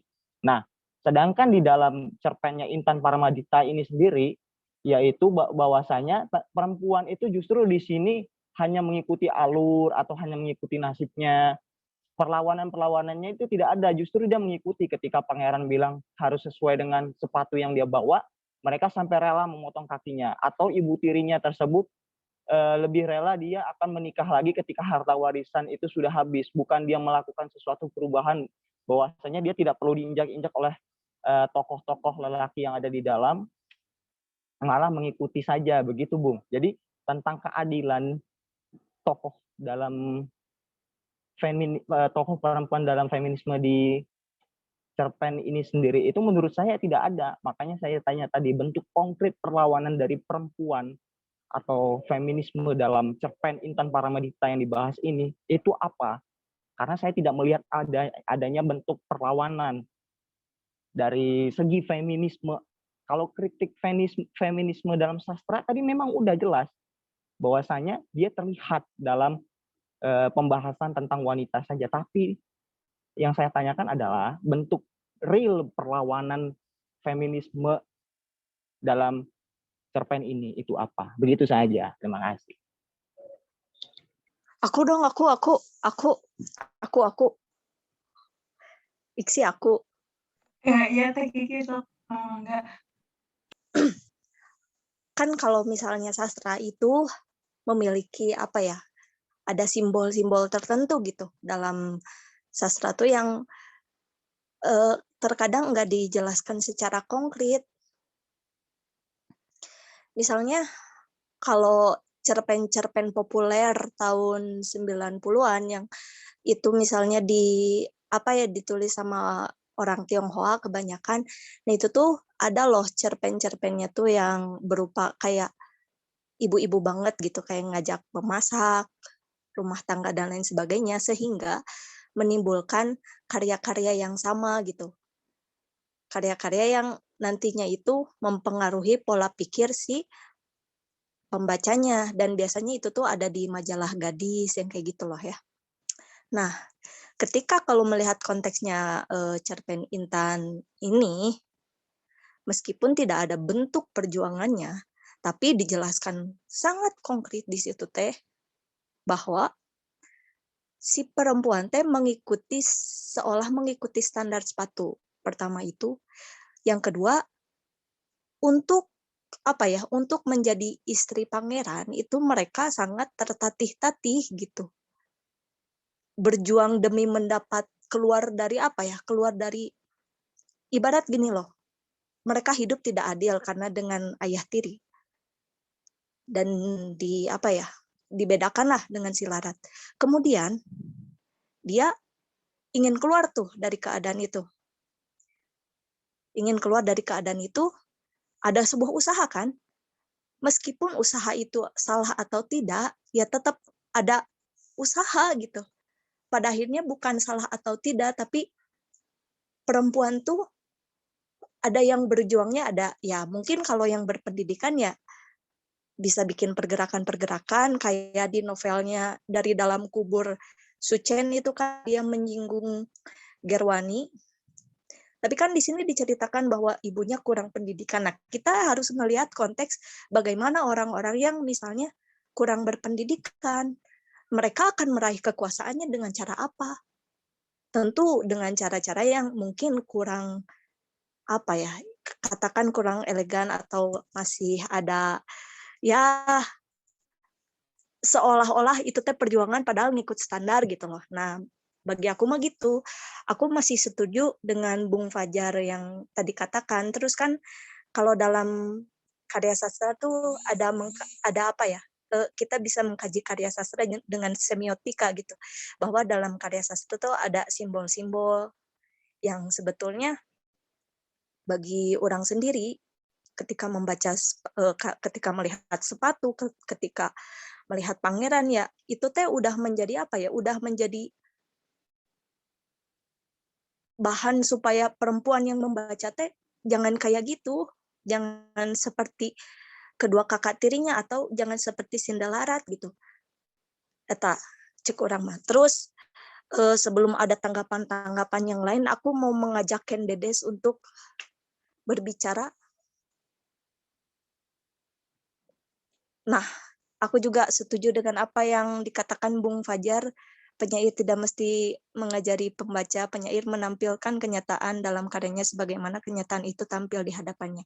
Masalah interpretasi itu urusan lain, itu masalah intelektualitas penafsir. Boleh nanti Bung Fajar juga kalau mau on mic lagi, gimana nih Ken Dedes, mau on mic enggak? Malah orang jadi momo dia teh, balik deui gitu ke isi. Geus I Ken Dedes moal imah. Oh, Kang Fatur dulu udah tuh. Kang Fatur. Kang Fatur anjir. Namanya aku Emang suara benerin ya orang teh. juga lang. Nggak apa-apa. Sok bener. Oke. Iya, ada orang tuh bisa di rename soalnya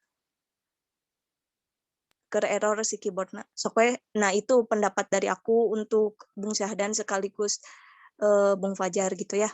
Sok lanjut deh weh diskusinya. Terima kasih.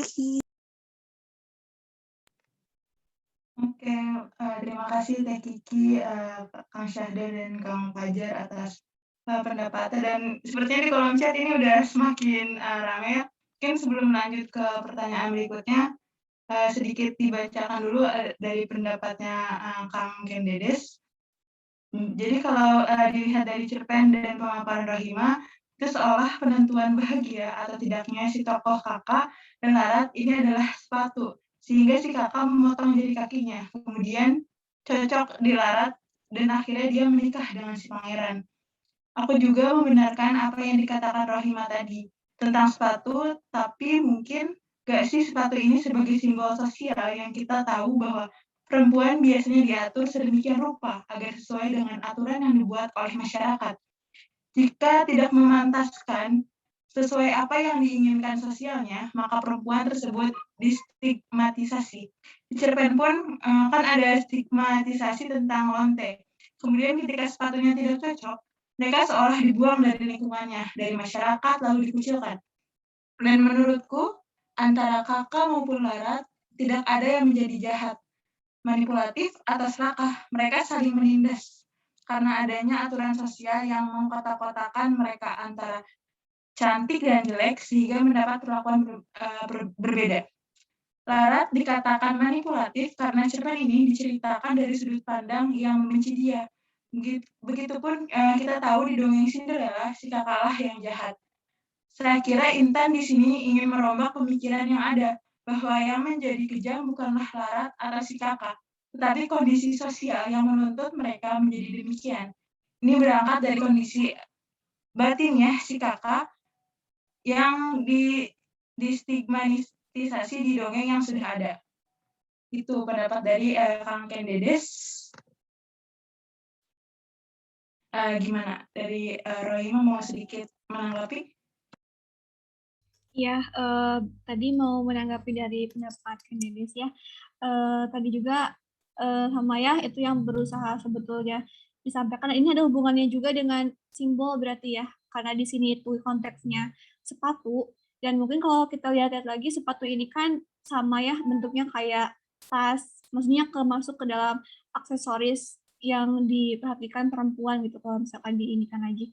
Ya tadi ini tuh bisa dikatakan simbol kalau misalnya ada suatu ukuran atau mungkin tuntutan yang harus dipenuhi oleh perempuan gitu. Karena kan tadi diceritakan kalau misalkan tidak sesuai ukuran, ya kita harus memutilasi. Kalau misalkan tidak apa namanya, tidak sesuai ukuran berarti kita terbuang juga gitu.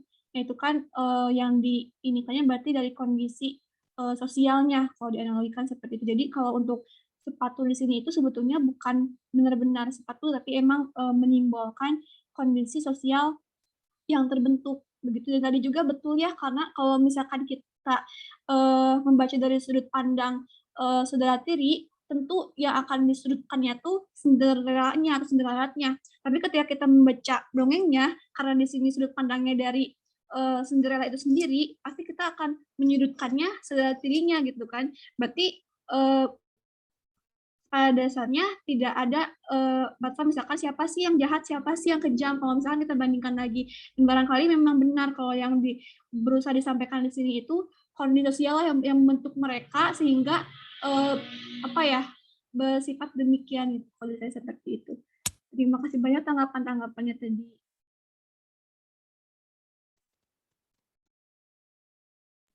Oke, mungkin kita lanjut ke pertanyaan berikutnya ya. Tadi itu ada pertanyaan dari Neng Rizky Fitriani. Saya ingin bertanya, kira-kira apa batasan antara feminisme agar tidak radikal atau fanatik? Mungkin di sini ada dari rekan-rekan yang memahami mengenai feminisme atau dari Rohima mau berpendapat atau siapa saja di sini berkenan untuk berpendapat. Oh iya, kalau tadi itu apa feminisme supaya nggak radikal ya? Kalau pendapat saya berarti karena tadi kan dikaitkannya juga dengan adanya upaya atau gerakan supaya menyamakan hak perempuan gitu. Mungkin terlebih dahulu harus dipahami dulu kondisinya seperti apa gitu. Karena kan ini radikal sifatnya ya, berarti yang bisa dikatakan tidak baik ya seperti itu. Nah, untuk feminisme yang agar tidak radikal itu ya terlebih dahulu dipahami dulu feminisme seperti apa. Terus apa ya upaya yang dilakukan pun itu harus masih sejalan gitu. Jangan sampai ketika kita memperjuangkan hak kita sebagai perempuan, tapi kita melanggar orang lain gitu, atau mungkin malah jatuhnya itu semakin merobohkan diri gitu. Atau mungkin ada tanggapan dari yang lain juga pada saya seperti jadi mungkin dibentuk dulu konsep pemahamannya. Kita harus tahu dulu nih yang dimaksud feminisme seperti apa gitu. Karena sebelum melakukan upaya, sebelum kegerakan, itu pemahaman dulu kalau sepemahaman saya gitu. Jadi dari konsepnya dulu kita pahami, terus baru kita mengupayakannya. Jangan sampai jadi salah dan membenarkan ketika misalkan ada penindasan, ya kita harus menghalalkan segala cara gitu. Jadi mungkin seperti itu. Nah, ini juga ada pendapat nih dari rekan kita yaitu Galuh. Jadi dari hasil bacaannya, feminisme itu kan muncul di gerakan wanita pada saat fase kedua yang mulanya di Eropa, dari Prancis lalu ke Inggris, Jerman, Belanda, dan sekitarnya. Pada gerakan kedua itu masih berbentuk pada perjuangan untuk kesetaraan hak. Konteksnya dalam meraih pendidikan dan kesempatan untuk bekerja. Sedangkan di Indonesia sendiri terdapat beberapa kondisi yang memang tidak sama dengan mereka, dan dalam buku Insinyur Soekarno yang berjudul Sarinah, seharusnya Indonesia pun memiliki corak feminismenya sendiri. Karena dan tidak lagi terkurung pada sebutan feminisme. Dan di sini Soekarno pun menjelaskan bahwa seharusnya sudah pada gerakan ketiga, di mana perempuan dan laki-laki itu sejajar bersama dalam mendapatkan haknya dan membangun masyarakat sosial yang adil. Nah, agar tidak fanatik sendiri, ya justru kita harus memahami itu secara radikal, secara mengakar, agar tidak salah tangkap pada konsepnya yang seperti apa. Mungkin dari yang lainnya ada yang mau berpendapat? Aku mau berpendapat, mau jemput pendapat ya. Nah tadi kalau disinggung feminisme yang di Eropa ya, nah kalau aku juga sempat baca-baca, tapi ini mungkin sering-sering aja ya, takutnya aku yang luput juga. Nah kalau seingat aku memang karena di sini kan feminisme itu ada beberapa dikatakan tuh bukan periode sih. Kalau misalnya di Eropa tuh kan kayak yang first wave, terus juga second wave kayak gitu kan. Yang pertama tuh kalau yang first wave tuh di abad 19 atau 20-an. Nah ini kan kebanyakannya tuh di Eropa, tapi tidak tidak saklek di sana gitu, karena pada kenyataannya ada juga kok di negara lain yang mengalami hal serupa. Nah, kalau first wave itu masih ranah keluarga dan politik gitu. Di sini perempuan masih memperjuangkan hak-haknya dalam keluarga, kayak misalnya hak menyoal warisan atau mungkin hak mengenai anak kalau misalnya ada perceraian, terus juga kalau misalkan politik ini hak pilih gitu.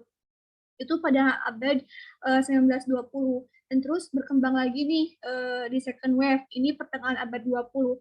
Tapi berkembang di sini tuh bukan berarti ketika berkembang ke abad 20 apa yang diperjuangkan di abad sebelumnya itu hilang, enggak, tapi itu masih berlanjut juga, masih berlangsung. Jadi ini cuma mungkin bisa dikatakan waktu yang ada perkembangannya gitu. Nah, kalau di sini tuh di abad yang ke-20 di second wave-nya tuh ada citra bahwa perempuan itu hanya punya kodrat tertentu. Misalnya menjadi feminim itu harus menjadi ibu rumah tangga, atau mungkin dikatakan feminim itu ketika bisa melayani laki-laki kayak gitu kan. Di sini mulai tuh ada perjuangan dalam ranah itu, dalam menyoal itu gitu. Dan yang disoroti itu mengenai bisa bekerja atau menyudahi diskriminasi perempuan. Nah, terus semakin berkembang nih ke sininya lagi ada third wave. Di sini tuh perjuangannya lebih ke menyisir lagi kaum-kaum marginal. Nah, kaum-kaum marginal ini kan kaum-kaum yang terasingkan ya. Karena kalau di yang gelombang pertama sama gelombang kedua itu mereka cenderung perhatiannya tuh masih yang ke perempuan berkulit putih atau mungkin yang terbilangnya kaya atau kalangan atas gitu.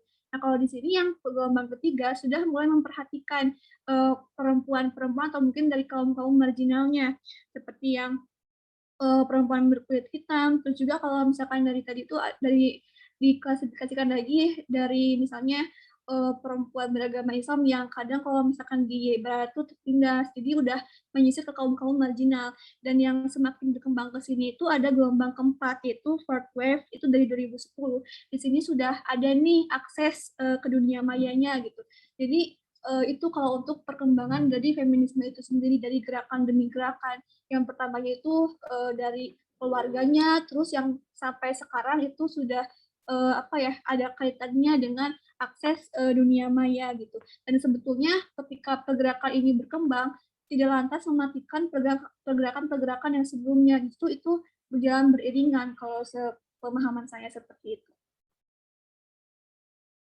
Izin menanggapi. Jadi kan tadi sempat disebutkan ya bahwa itu kan awalnya mulainya dari Eropa. Ya benar, abad 19 abad 20 itu berawal karena bangsawan justru. Nah, dari bangsawan mereka pergerakan ini justru mulai dari bangsawan, bukan dari kaum buruh petani. Nah, mereka kan waktu itu di Eropa masih baru awal-awal industri ya. Nah, itu karena ada skill, itu kertakan. Ketika mereka tidak bisa di rumah itu nggak bisa ngapa-ngapain. Sebelumnya kan ada di gelombang pertama, itu tuh namanya main putri-putri yang menyempurnakan kemampuan mereka. Bagaimana memasak, bagaimana menjahit, bagaimana mengurus anak, bagaimana mendanani diri. Nah, ketika industri masuk, mereka itu kan awalnya ada kerjaan, kayak menjahit, mereka bikin baju sendiri. Tapi ketika industri udah masuk, pekerjaan mereka tuh diambil alih gitu. Ketika mereka awalnya menjahit, membuat benang sendiri, sudah ada industri, mereka tinggal beli, karena mereka bangsawan. Disitulah mereka tidak bisa bekerja, karena mereka merupakan seorang bangsawan, tapi mereka juga tidak bisa melakukan apa-apa, karena sudah ada yang menyuplai, dalam kutip. Disitulah muncul keretakan bahwa mereka, ini ngapain? Kok di rumah saya nggak ngapa-ngapain? Makanya muncullah pergerakan itu. Mulai gelombang kedua, ketika mereka ketika mereka menuntut bahwa mereka itu juga manusia gitu loh. Maksudnya mereka tidak mendapatkan akses pendidikan, mereka juga tidak mendapatkan akses pekerjaan. Berbeda dengan perempuan yang mereka itu bukan bangsawan, mereka justru lebih bebas. Perempuan di bukan kalangan bangsawan itu justru lebih bebas. Mereka bebas untuk turun ke tempat pekerjaan untuk bekerja secara kasar. Ini saya berdasarkan bacaan saya ya. Disclaimer lagi. Itu berdasarkan bacaan saya. Nah, bentuk ketiga itu Itu bentuk kedua tuh feminisme. Nah, sebenarnya bentuk ketiga itu udah di sini. Bentuk ketiga tuh sebagainya di sini, bukan dari luar. Karena banyak yang masih belum melihat ini, masih banyak yang melihat feminisme itu berekor pada barat. Tadi benar, ketika mereka itu hanya melihatnya dari kacamata mereka Kaukasian, mereka kulit putih. Berbeda dengan yang para buruh kan, para buruh dan beda ras. Ada kulit hitam. Nah, makanya kenapa di sini disebutkan Indonesia pun harusnya memiliki sendiri, karena di sini pun perempuan pada zaman oke lah bangsawan di Jawa itu mereka terkukung, tapi mereka masih ada kerjaan gitu. Jadi untuk yang tadi menyikapi tadi Rohimah agak kurang setuju sih ya. Dan untuk yang keempat itu gerakan keempat kayaknya itu cuma perpindahan media aja, bukan secara pemikirannya. Makasih. Terima kasih atas tanggapannya dari Galuh. Mungkin di sini ada Devita dan Akia. Boleh Devita dulu, silakan untuk menyampaikan pendapatnya. Halo, suara aku jelas? Jelas. Ya, aku mau nanya ke Rohima. Jadi gini, aku menemukan beberapa kebingungan setelah selesai membaca tulisan Rohima gitu ya. Nah, ada beberapa tanyakan pertama ini sifatnya lebih menjurus ke pilihanmu gitu. Di awal kan disebutkan setelah melewati banyak keraguan dan kebingungan, akhirnya memilih cerpen perempuan buta tanpa ibu jari ini gitu dari cerpen-cerpen lainnya. Nah, dari situ aku ngerasa kalau kayaknya ada kekuatan besar nih yang ada di cerpen ini sampai kamu milih untuk dijadikan bahan pembahasan gitu. Tapi setelah baca halaman terakhir, di situ kamu bilang kalau cerpen ini nggak terlalu kuat dalam menampilkan bagaimana upaya perempuan untuk memiliki kesempatan yang sama dengan laki-laki. Dan malah membandingkannya dengan cerpen berjudul Maipah dan Bunga-Bunga, yang justru lebih kuat dalam menyinggung eksistensi perempuan di mana hanya sebatas untuk berada di dapur dan melayani laki-laki gitu. Nah, kalau kayak gitu kenapa malah milih cerpen ini gitu daripada cerpen lainnya yang kamu sendiri katakan kalau itu tidak terlalu kuat, tidak terlalu memiliki kekuatan yang sebegitu kuatnya gitu dalam menyinggung feminisme. Terus di dalam tulisanmu juga bilang kalau kebahagiaan seorang perempuan tidak melulu harus merujuk pada pernikahan, tapi bisa dimulai dengan kepribadiannya sebagai perempuan. Nah, itu tuh maksudnya kayak gimana gitu? Aku belum menemukan hal yang rampung dari apa yang kamu maksudkan dalam tulisanmu itu gitu. Ya, segitu aja dulu. Semoga ketangkep ya. Oke, terima kasih Devita. Mungkin Devita mah lebih ke pertanyaan ya. Ini ada Akil satu lagi yang raise hand. Akil apa mau bertanya apa menanggapi Akil? Boleh. Paling aku pengen bertanya aja gitu. Apakah feminisme ini, gerakan feminisme ini terpaku pada penindasan yang dialami oleh perempuan? Nah kan nilai yang diperjuangkan di gerakan feminisme ini kan kesetaraan gender ya.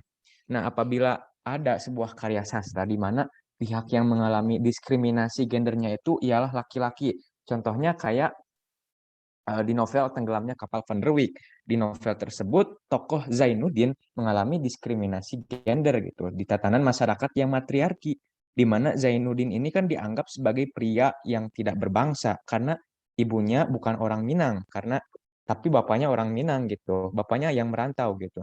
Nah, apakah di novel tersebut di mana yang mengalami penindasan gendernya itu ialah laki-laki, apakah si novelnya itu bisa dikaji dengan kritik sastra feminisme atau tidak gitu? Itu sih pertanyaan saya.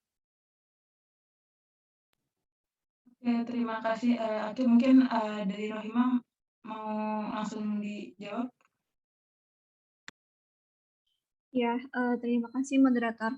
Tadi pertanyaan dari Devita dulu berarti ya, yang mengenai paper Nah, tadi memang aku kan itu ada totalnya ada 11 cerpen ya di antologi cerpen siri perempuan ini, dan kalau aku baca dari setiap cerpen itu mempunyai gagasan masing-masing tentunya ya. Dan kenapa aku menjatuhkan pilihan ke cerpen ini, karena aku melihat yang pertama cerita ini terasa dekat gitu dengan kehidupan kehidupan para perempuan sekarang gitu maksudnya, karena di sini kan ada 4 perempuan ya, jadi aku menyorotinya itu, tertarik ke sananya.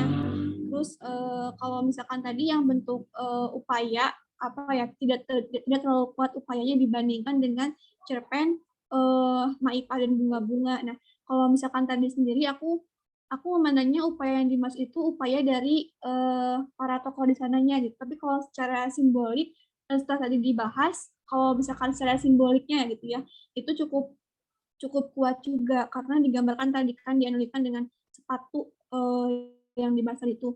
Kalau misalkan gimana terbatas dengan kondisi. Jadi itu sih kalau misalkan tangkap aku. Jadi kalau dikatakan tidak terlalu kuat upaya di sini itu maksudnya ke dalam tokohnya secara langsung di cerpennya gitu. Tapi kalau misalkan tadi secara simboliknya memang bisa dikatakan kuat. Tadi itu setidaknya di ini di sepatunya gitu.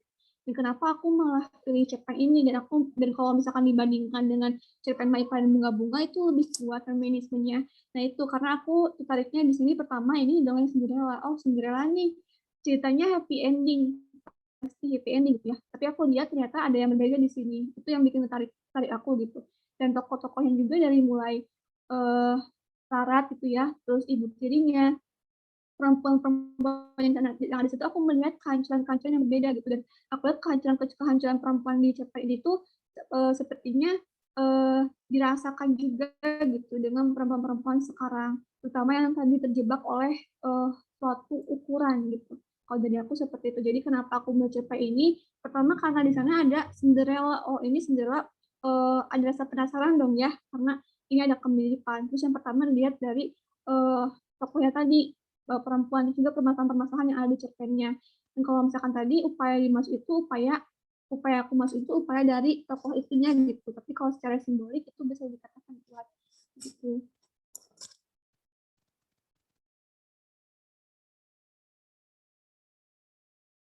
Gimana dari Devita atas tanggapan dari Rahima?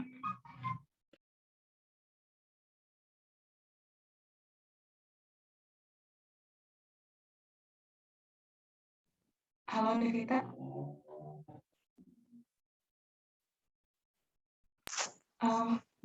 Atau ke si Akil. Ya udah. Berarti yang pertanyaan Akil mau ditanggapi sama Rahima apa sih teh? Sama pembantu aja.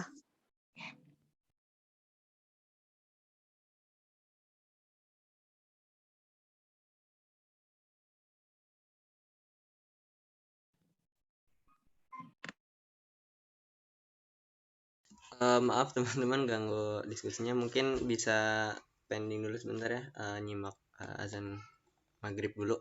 Mungkin bisa nanti selanjutnya bisa ya dilanjutin, masih ada sekitar 10 menit 5 menitan lah.